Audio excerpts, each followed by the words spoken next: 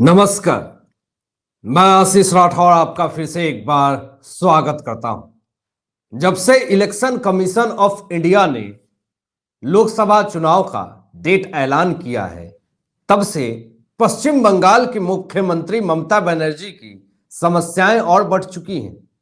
TMC नेता हमेशा election commission of India को लेकर के वाद विवाद प्रतिक्रियाएं देते रहते हैं, और जब से इलेक्शन कमीशन ऑफ इंडिया ने डेट को पूरी तरीके से जग जाहिर किया है चुनाव को लेकर के, तब से टीएमसी के तमाम नेता ममता बनर्जी पलटवार कर रहे हैं।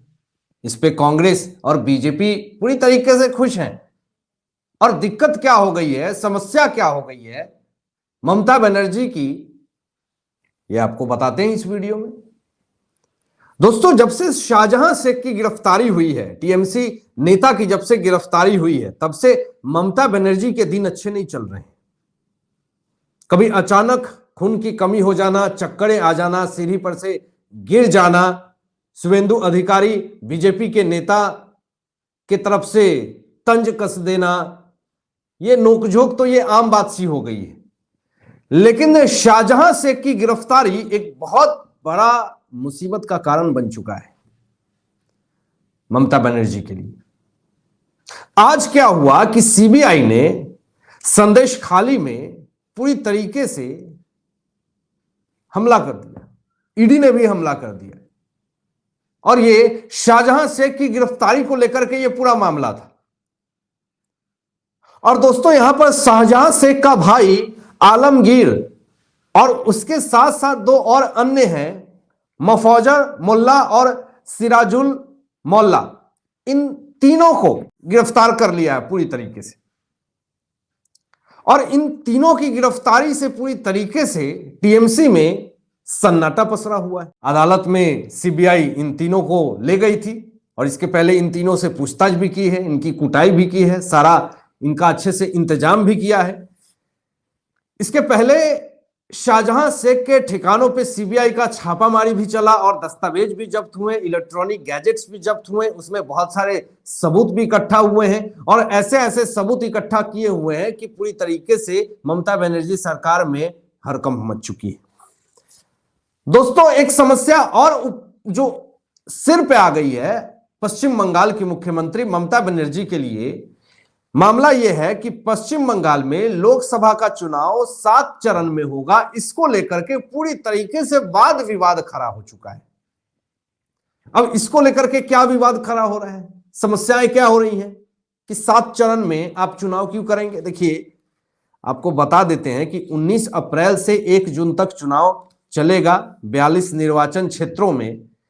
इसको लेकर के टीएमसी के तरफ से 7 चरणों में जो चुनाव होगी पश्चिम बंगाल में, इस पे टीएमसी ममता बनर्जी की सरकार ने इलेक्शन कमीशन ऑफ इंडिया पे निशाना साध दिया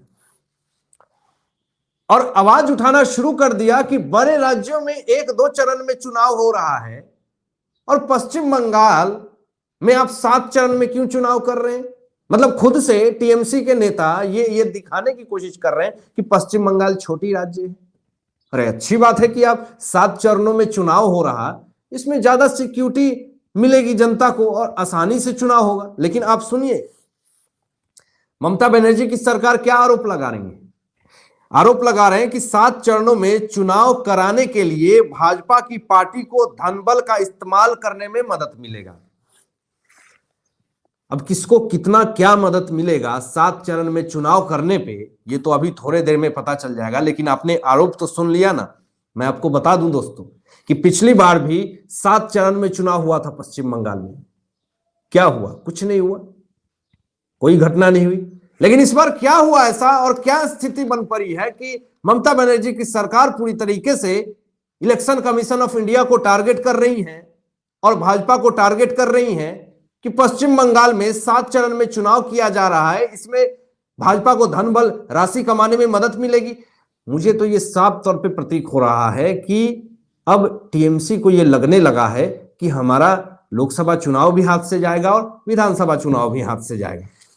देखिए, इलेक्शन कमीशन ऑफ इंडिया ने साफ तौर पे स्टेटमेंट जारी कर दिया है दोस्तों, और साफ तौर पे यह बात कह दिया है कि पश्चिम बंगाल में कोई भी बाहुबली बनता है तो इस बार उसकी खैर नहीं है, पूरी तरीके से कार्रवाई करेंगे। पहले से इलेक्शन कमीशन ऑफ इंडिया ने लतार लगा दी और बंगाल में हिंसा के कारणों के कारण 7 चरणों में चुनाव करवाया जा रहा है और वहां जो अत्याचार घटनाएं ऐसी होती हैं चुनाव के वक्त, उस पे अंकुश लगाना भी बहुत जरूरी है। यह इलेक्शन कमीशन ऑफ इंडिया का स्टेटमेंट है। और आगे देखिए, मैं एक बात आपको बता दे रहा हूं कि टीएमसी एक चरण में चुनाव क्यों चाहती है, ताकि वह राजनीति लाभ के लिए एक ही दिन में हर जगह हिंसा कर सके, दंगा कर सके।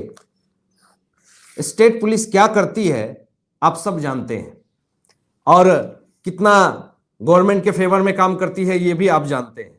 जब कोलकाता हाईकोर्ट ने पूरी तरीके से ऑर्डर दे दिया था बंगाल पुलिस को कि शाहजहां शेख को टेक ओवर करो सीबीआई को, लेकिन स्टेट पुलिस किसके इशारे पे चलती है? जब तक ममता बनर्जी की सरकार की तरफ से ऑर्डर नहीं आए, स्टेट पुलिस ने शाहजहां शेख को हैंडओवर नहीं किया पूरी तरीके से सीबीआई को। क्यों? किसके इशारे पे काम करती है? तो ये इलेक्शन कमीशन ऑफ इंडिया बहुत अच्छे से जानती है। और दोस्तों, इसीलिए आज खबर क्या आती है कि इलेक्शन कमीशन ऑफ इंडिया ने पश्चिम बंगाल के डीजीपी को हटाने का निर्देश दिया है। देखिए जरा, तो साफ तौर पे डीजीपी को हटाने का निर्देश दे दिया है चुनाव आयोग ने, और उसके साथ साथ 6 राज्यों के गृह सचिव को भी हटाने का निर्देश दिया है। मतलब इस बार पूरी तरीके से आप मान के चलिए कि इलेक्शन कमीशन ऑफ इंडिया सख्त है चुनाव को लेकर के। जनता की सुरक्षा को ध्यान में रखते हुए हमने बंगाल में 7 चरण के चुनाव पूरी तरीके से रखे हैं। यह इलेक्शन कमीशन ऑफ इंडिया का दोस्तों स्टेटमेंट है। आगे लोगों की सुरक्षा की गारंटी भी दिया है इलेक्शन कमीशन ऑफ इंडिया ने।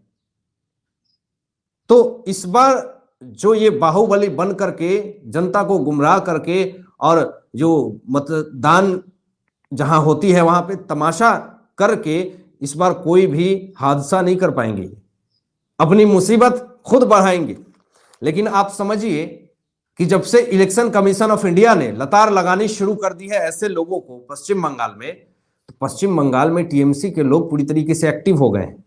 टीएमसी की तरफ से बंदोपाध्याय ने ट्विटर पे क्या लिखा है पता है? ये लिखते हैं कि मैं सभी बीएसएफ और अर्ध सैनिक बलों से कह रहा हूं कि वे कानून के दायरे में रहें। धमकी दिया है, हम भी कानून के दायरे में रहेंगे।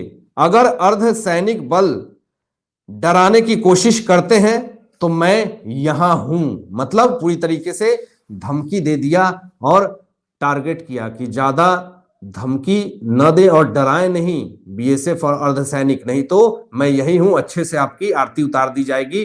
पूरा तरीके से धमकी। आप समझ रहे हैं कि सरकार को चैलेंज, मतलब कि अब इस बार इलेक्शन कमीशन ऑफ इंडिया पूरी तरीके से एक्टिव है। एक तरफ तो यह मामला चल रहा था, दूसरी तरफ मामला यहां पे सामने आ गया कि कपिल सिब्बल इसी मुद्दे पे क्या कह रहे हैं कि पश्चिम बंगाल में 7 चरण में लोकसभा चुनाव होगा, तो इसका मतलब चुनाव आयोग सरकार का एक लंबा हाथ है। मतलब चुनाव आयोग जो है वो वर्तमान सरकार से पूरी तरीके से मिली हुई है और चुनाव आयोग के साथ मिलकर के सरकार का लंबा हाथ है। तो ये आरोप लगाने की कोशिश जो है वो कपिल सिब्बल ने करी। कपिल सिब्बल ये नहीं कहेंगे कि टीएमसी के बंदोपाध्याय एक्स ने खुलेआम बीएसएफ और अर्धसैनिक बल को पूरी तरीके से टारगेट किया और लताड़ा और कहा कि हम यही हैं, संभल के रहें।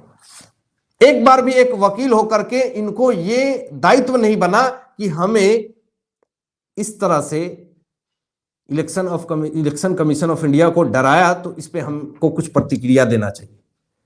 बशर्ते ये इलेक्टोरल बॉन्ड्स का मुद्दा भी उठा लेते हैं और इलेक्टोरल बॉन्ड्स के मुद्दा को उठा करके ये कहते हैं कि आपने पूरा मुद्दा देखा और तथ्य जो है वो देश के सामने है। और मैं आपको दिखाता हूं, सच में इन्होंने जो ये बात कही है कि तथ्य और मुद्दा पूरे देश के सामने है इलेक्टोरल बॉन्ड्स को लेकर के, तो और क्या कहा जरा ये भी देखिए।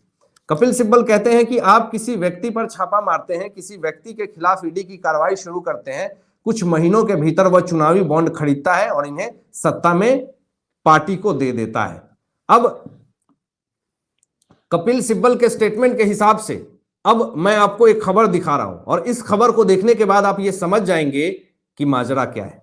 जरा देखिए दोस्तों, इलेक्टोरल बॉन्ड डेटा के मामले में ममता बनर्जी के नेतृत्व वाली टीएमसी दान प्राप्त करने वाली दूसरी सबसे बड़ी पार्टी है, लेकिन इस मुद्दे पे कपिल सिब्बल कुछ नहीं बोलेंगे। सिर्फ और सिर्फ भाजपा को कैसे टारगेट करना है, भाजपा को कैसे डिफेम करना है, वर्तमान सरकार को कैसे टारगेट करना है, इलेक्शन कमीशन ऑफ इंडिया को कैसे टारगेट करना है। लेकिन सबसे ज्यादा दान प्राप्त करने वाली दूसरी सबसे बड़ी पार्टी बनी हुई है चुनावी बॉन्ड को लेकर के, चुनावी चंदा को लेकर के, लेकिन इस पे कपिल सिब्बल का एक भी प्रतिक्रिया नहीं आया है। इससे आप समझ सकते हैं कि दोहरा मापदंड और दोहरा चरित्र कपिल सिब्बल के अंदर कूट कूट करके भरी हुई है।